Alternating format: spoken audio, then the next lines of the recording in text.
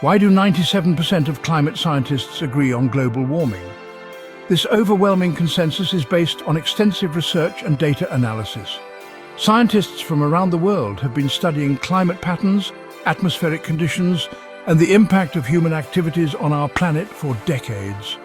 Their findings consistently point to one conclusion: the Earth is warming at an unprecedented rate. Global warming is a fancy term for the gradual increase in the Earth's temperature. This isn't just a minor fluctuation, it's a significant and sustained rise in average temperatures.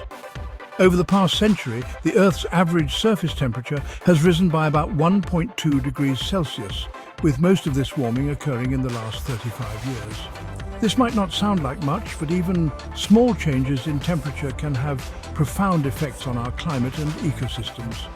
It's been creeping up over the past couple of centuries, messing with our climate. But what's causing it?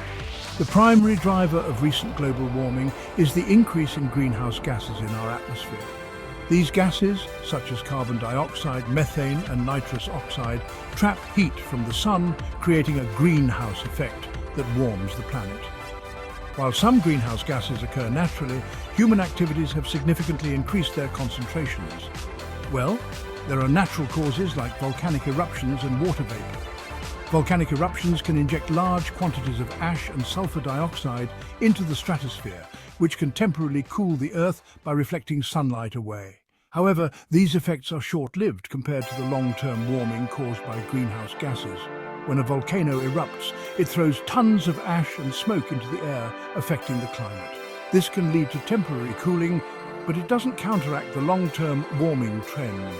The ash and particles eventually settle, and the cooling effect diminishes, leaving the underlying warming trend driven by greenhouse gases. And water vapor?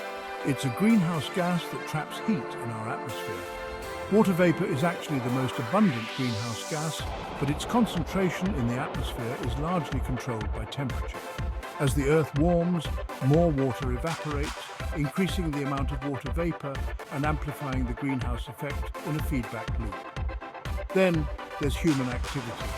Overpopulation means more carbon dioxide from breathing and burning fossil fuels.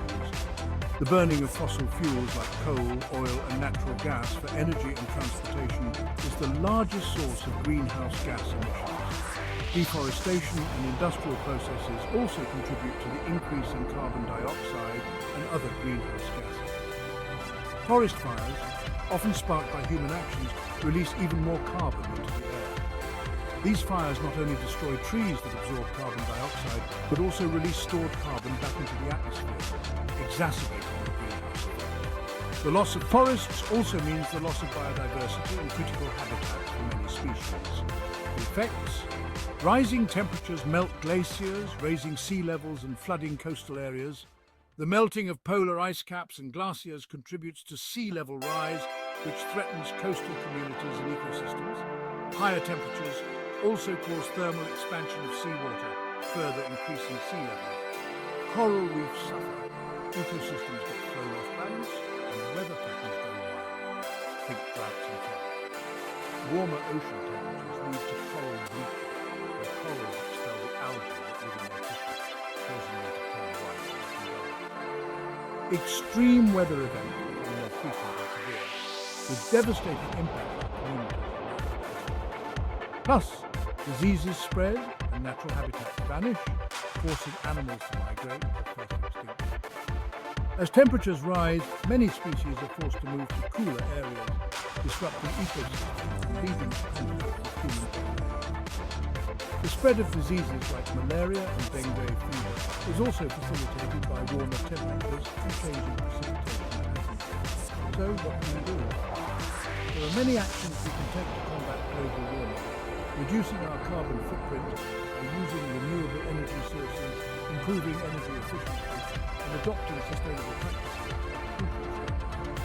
Reforestation and protecting existing forests can help absorb carbon dioxide, while supporting policies and initiatives to address climate change and drive transition. Stay tuned for the next video.